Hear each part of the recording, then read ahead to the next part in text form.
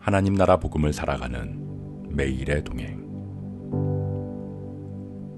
오늘 말씀은 누가복음 15장 11절부터 32절의 말씀입니다.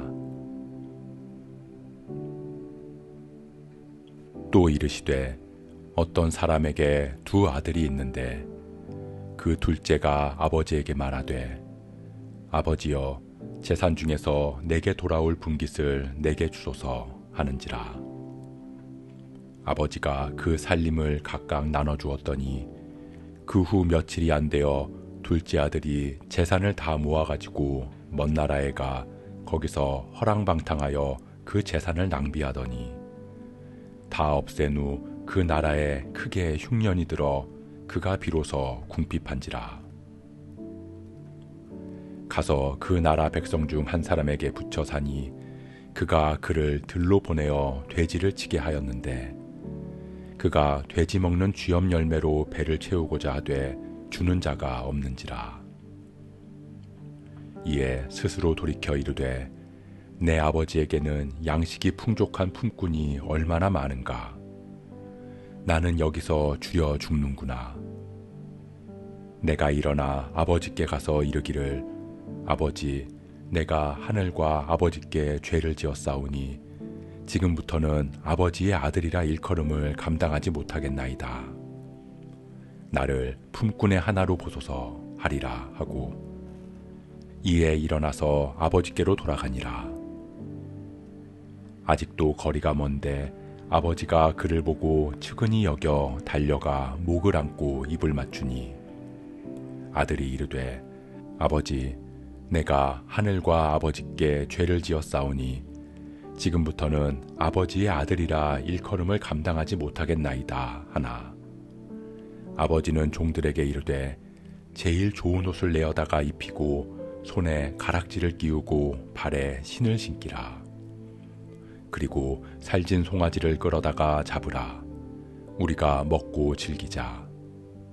이 내 아들은 죽었다가 다시 살아났으며 내가 잃었다가 다시 얻었노라 하니 그들이 즐거워하더라.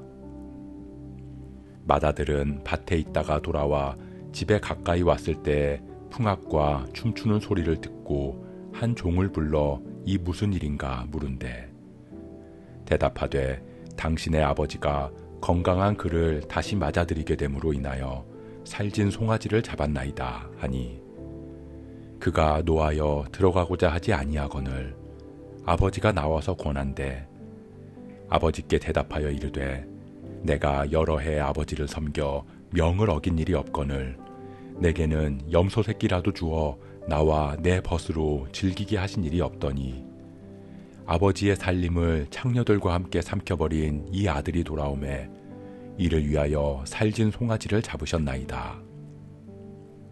아버지가 이르되 예, 너는 항상 나와 함께 있으니 내 것이 다 내 것이로되 이 내 동생은 죽었다가 살아났으며 내가 잃었다가 얻었기로 우리가 즐거워하고 기뻐하는 것이 마땅하다 하니라.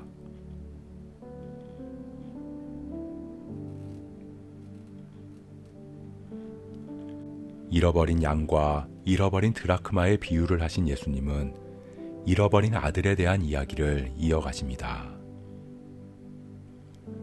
아버지에게 두 아들이 있었습니다. 그중 둘째 아들이 아버지에게 자신에게 분배될 재산을 미리 달라고 요청합니다.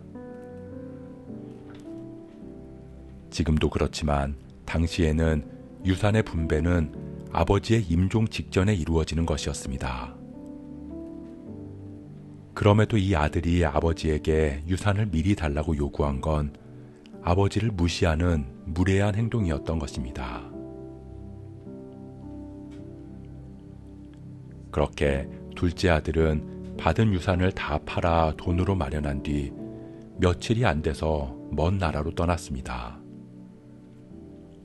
자기의 행복을 찾기 위해서 아버지의 곁을 멀리 떠나버린 것입니다. 주님을 떠난 삶은 결코 참 기쁨과 평안을 누릴 수 없습니다. 결국 그의 삶은 궁핍해지게 되었고 가장 부정한 동물인 돼지를 치며 그 돼지가 먹는 쥐염 열매조차 먹을 수 없이 비참해졌습니다. 그렇게 절망 가운데 거할 때 아버지가 생각났습니다. 아버지에게 지은 죄가 떠올랐고 자신의 죄를 회개하며 아버지께로 돌아가고 싶다는 마음이 든 것입니다. 절망의 끝에서 소망이 시작되었습니다. 그러나 회개는 결심에서 끝나는 것이 아닙니다. 일어나 행동으로 돌이키는 것까지가 회개입니다. 그렇기에 둘째 아들은 일어나서 아버지께로 향합니다. 아버지는 아들이 집을 나간 순간부터 날마다 아들을 기다렸습니다. 그러던 어느 날 멀리서 보이는 아들의 모습을 보고 달려가 그를 안고 입맞춥니다. 아들은 자신의 죄를 회개하며 자신은 죄인이라고 고백하지만 아버지는 아들의 죄에 대해서는 한마디 말도 하지 않습니다. 정죄하지 않았습니다. 오히려 그의 손에 가락지를 끼우며 그를 아들의 자리로 회복시켜 주셨습니다. 주님은 주님을 떠나 죄 가운데 거하는 자녀가 돌아오기를 날마다 기다리십니다.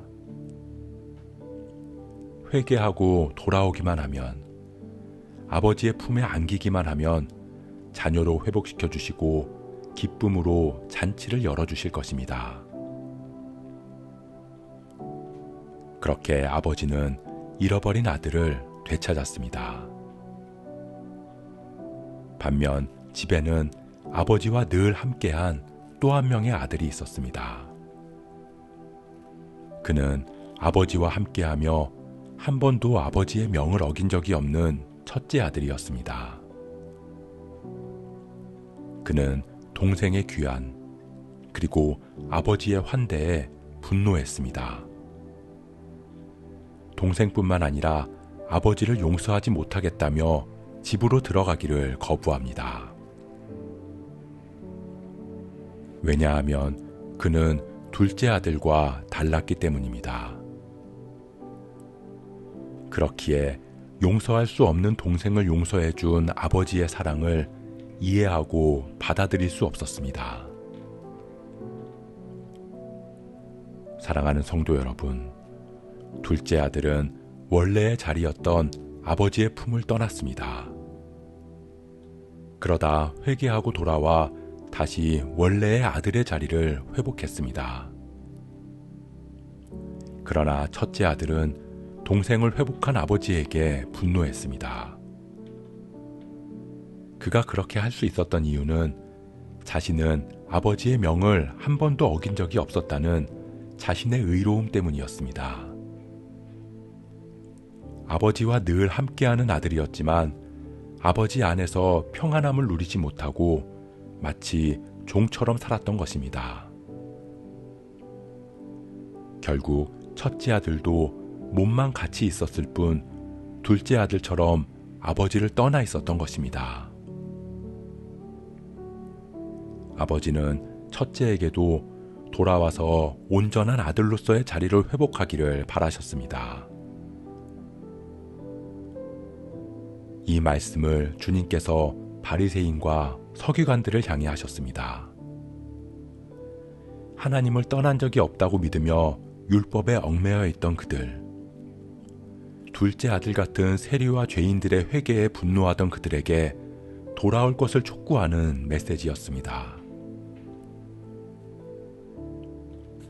주님께서 이 비유의 결말을 열어놓으신 것은 이 말씀이 우리의 삶으로 결론 지어지기를 바라시는 것입니다. 우리가 주님께로 돌아가기를 소원합니다. 잃어버린 둘째 아들, 잃어버린 첫째 아들로 살아가던 우리가 회개하고 돌이켜 주님의 자녀로 회복되는 기쁨을 누릴 수 있기를 주님의 이름으로 축복합니다.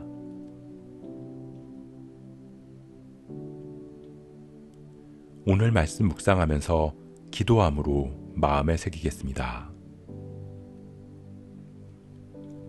오늘 말씀을 통해 우리를 향한 주님의 사랑을 깨닫습니다. 아버지를 떠난 아들이 돌아오기까지 쉬지 않으시는 주님의 사랑을 바라보며 우리가 있어야 할 원래의 자리, 아버지의 품 안으로 돌아가기를 소원합니다. 주님 안에 거함이 참 기쁨과 행복임을 깨닫고 회개하며 주님께로 돌이키는 우리 되게 하옵소서. 우리의 죄와 의로움을 모두 내려놓고 아버지의 사랑 안에 거하는 은혜를 누리는 우리 모두가 되게 하옵소서. 이 모든 말씀 한없는 사랑으로 우리를 품으시는 예수 그리스도의 이름으로 기도합니다.